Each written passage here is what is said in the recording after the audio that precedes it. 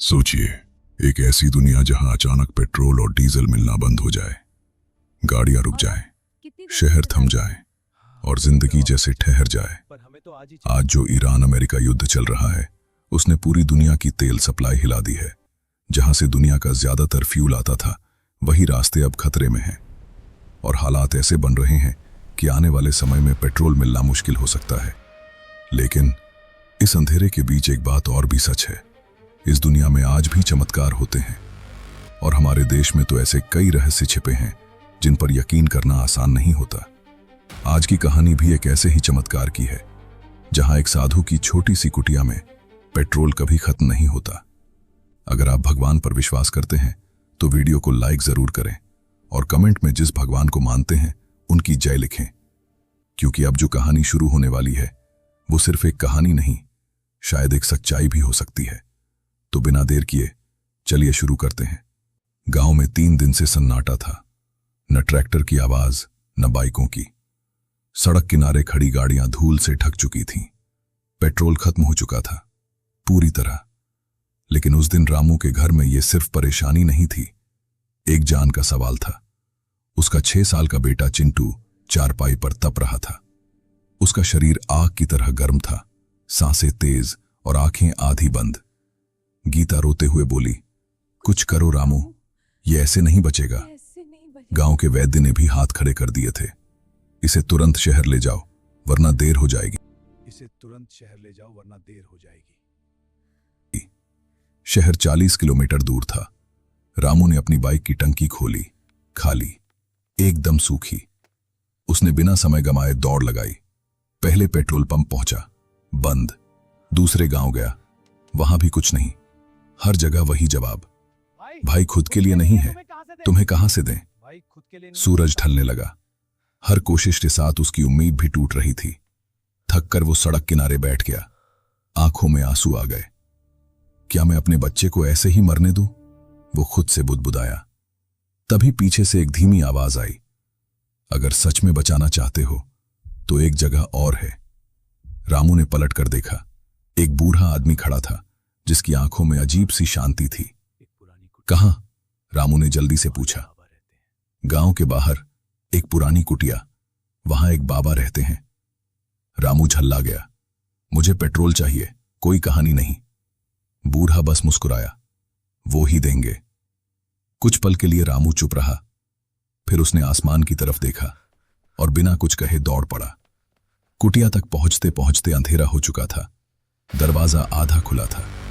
दिल जोर से धड़क रहा था, लेकिन वो अंदर चला गया।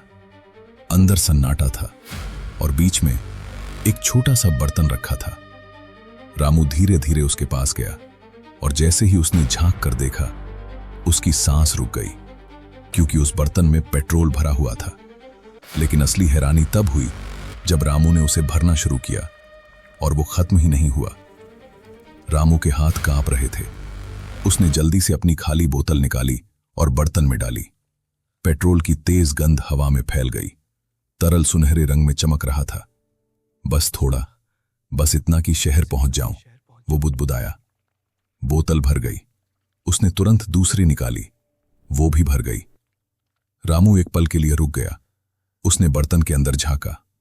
पेट्रोल अब भी उतना ही था, ना एक बूंद कम।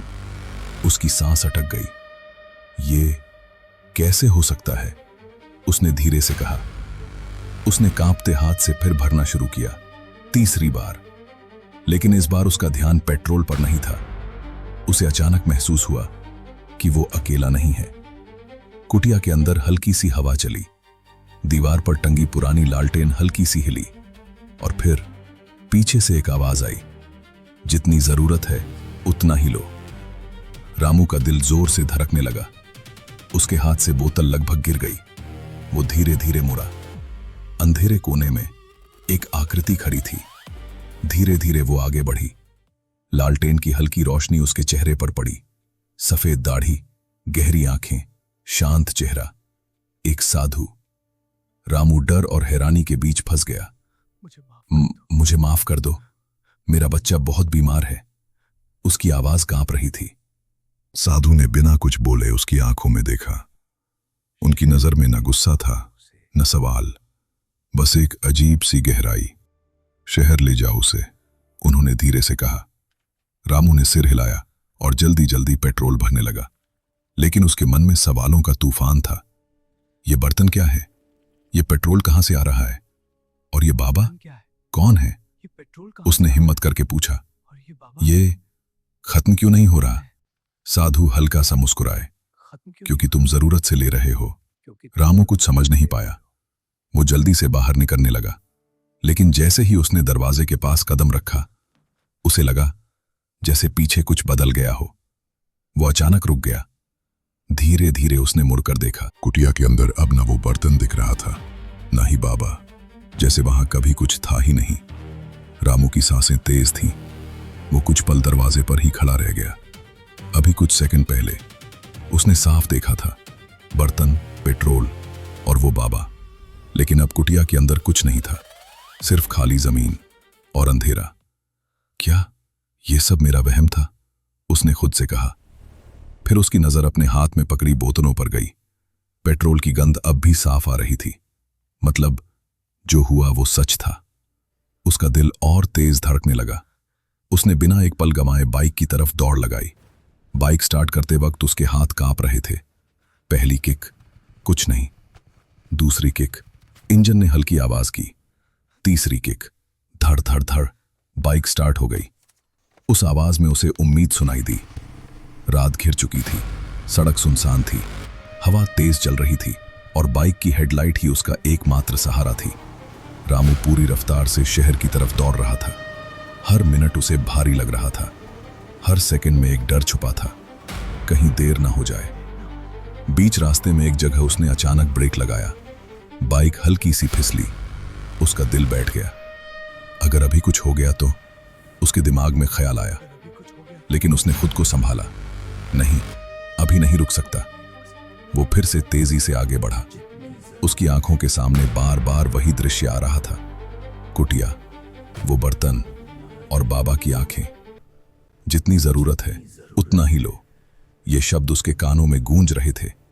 करीब 1 घंटे बाद शहर की लाइट्स दूर से दिखने लगीं। रामू की आंखों में उम्मीद चमकी। उसने और तेज एक्सीलेटर घुमाया। अस्पताल पहुंचते ही वो चिल्लाया, कोई है? मेरे बच्चे को बचा लो।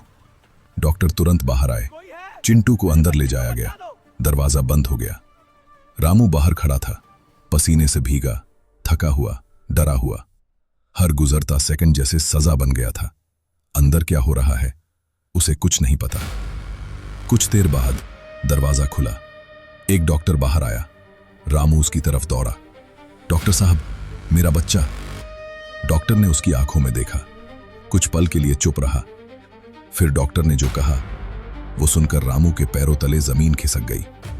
डॉक्टर कुछ पल तक चुप रहा। रामू की धड़कनें इतनी तेज थीं कि उसे अपनी ही आवाज सुनाई नहीं दे रही थी।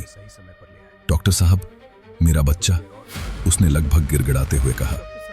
डॉक्टर ने गहरी सांस ली। तुम उसे सही समय पर ले आए। थोड़ी देर और होती तो हम कुछ नहीं कर पाते। रामू की आंखों में आंसू आ गए। अब वो ठीक है? डॉक्टर ने हल्का सा सिर हिलाया। अभी खतरे से बाहर नहीं है, लेकिन उम्मीद है। यह सुनते ही रामू वही जमीन पर बैठ गया, जैसे उसके शरीर का सारा बोझ उतर गया हो। कुछ घंटे बाद नर्स बाहर आई। तुम अंदर आ सकते हो। रामू धीरे धीरे कमरे में गया। चिंटू बेड पर लेटा था। हाथ में सलाइन लगी थी।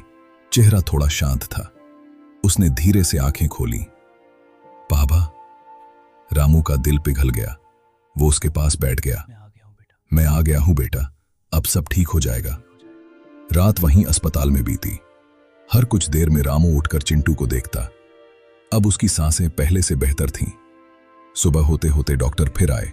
उन्होंने मुस्कुराकर कहा, अब खतरा टल गया है। रामू ने भगवान का नाम लिया और उसकी आंखों से आंसू बह निकले। लेकिन उसी पल उसके दिमाग में एक चेहरा उभरा। वो बाबा, वो कुटिया, वो बर्तन। अगर वो नहीं मिलते, उसने सोचा, तो आज मेरा बेटा। उसका दिल कृतज्ञता से भर गया। मुझे वापस जाना होगा, उसने मन ही मन तय किया।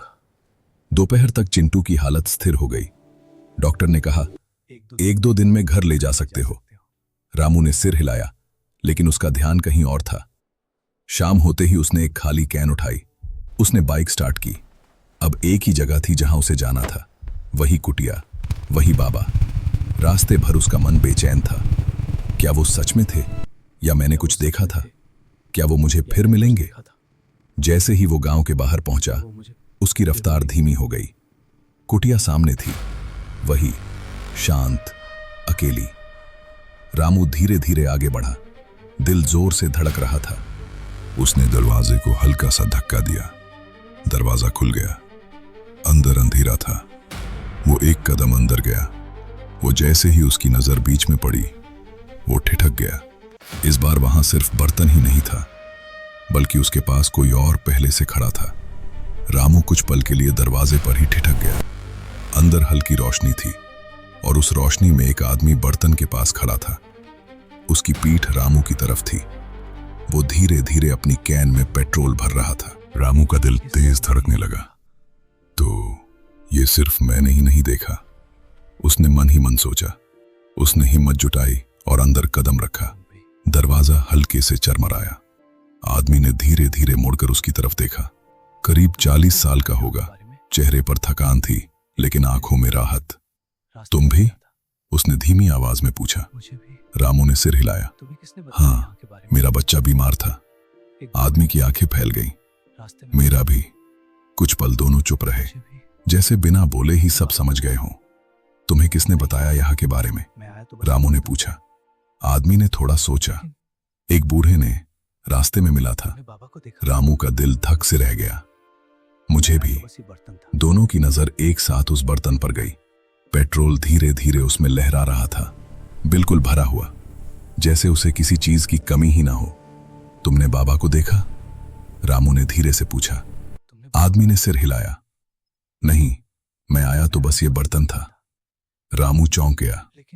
लेकिन कल तो वो अपनी बात पूरी भी नहीं कर पाया। तभी कुटिया के अंदर हल्की हवा चली। लालटेन अपने आप हिलने लगी और वही आवाज फिर से गूंजी। सबको रास्ता मिलता है जब जरूरत सच्ची हो। दोनों के रोंगटे खड़े हो गए। रामू ने तुरंत इधर उधर देखा। कोई नहीं था। आदमी घबरा गया। ये आवाज कहां से आई? रामू ने धीरे से कहा। वो यहीं है। कुछ पल के लिए दोनों बिल्कुल चुप खड़े रहे। फिर आदमी ने जल्दी जल्दी अपनी कैन भरी। मुझे जाना होगा, उसने घबरा कर कहा और बाहर निकल गया। अब कुटिया में सिर्फ रामू था और वो बर्तन। रामू धीरे धीरे उसके पास गया। उसने झुककर अंदर देखा। पेट्रोल अब भी उतना ही था, न कम न ज्यादा। उसने हिम्मत करके आवाज लगाई। बाबा, आप हैं यहां? कोई जवाब नहीं, सिर्फ सन्नाटा। रामू मुड़कर जाने ही वाला था कि अचानक उसकी नजर कुटिया के कोने में पड़ी। वहां मिट्टी पर कुछ बना हुआ था, जैसे किसी ने उंगली से लिखा हो। वो धीरे धीरे आगे बढ़ा, झुककर ध्यान से देखा। उस मिट्टी पर एक ही शब्द लिखा था, सीमा। लेकिन उसका मतलब रामू समझ नहीं पा रहा था। रामू की नजर उस शब्द पर जमी रह गई। सीमा। उसने धीरे से उंगली से उसे छुआ, जैसे यकीन करना चाहता हो कि यह सच में लिखा है। सीमा।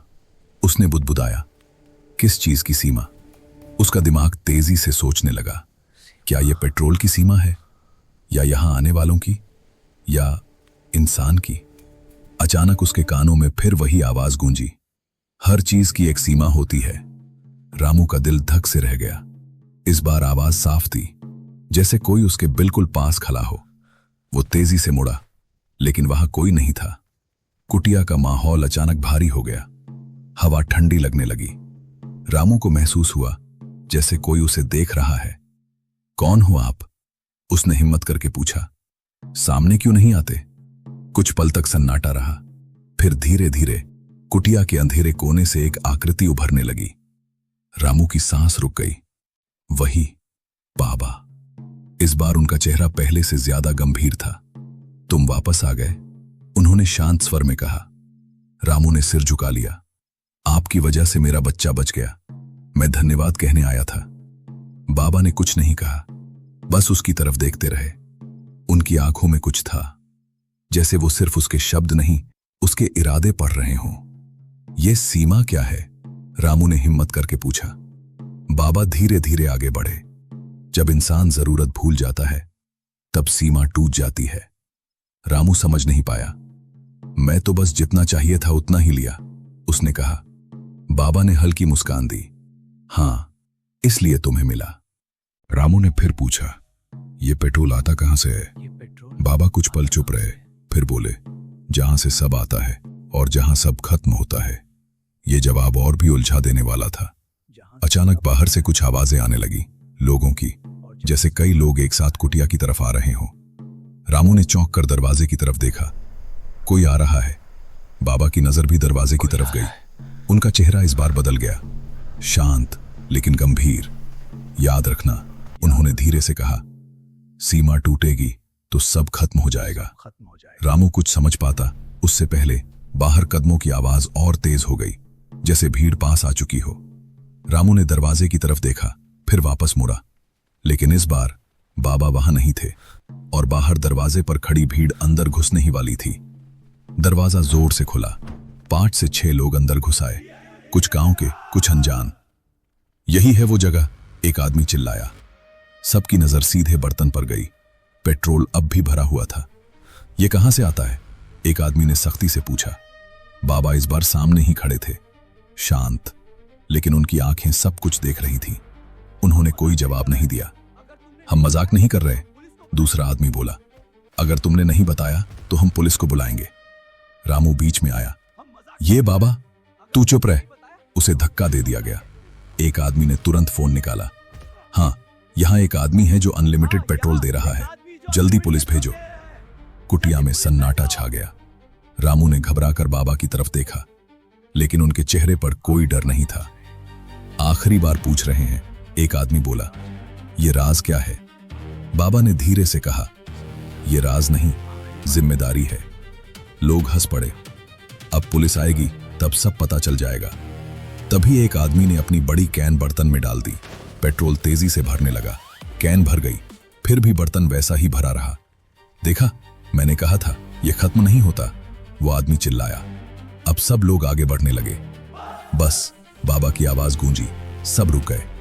सीमा मत तोड़ो, उन्होंने शांत लेकिन सख्त स्वर में कहा। लेकिन इस बार कोई नहीं रुका।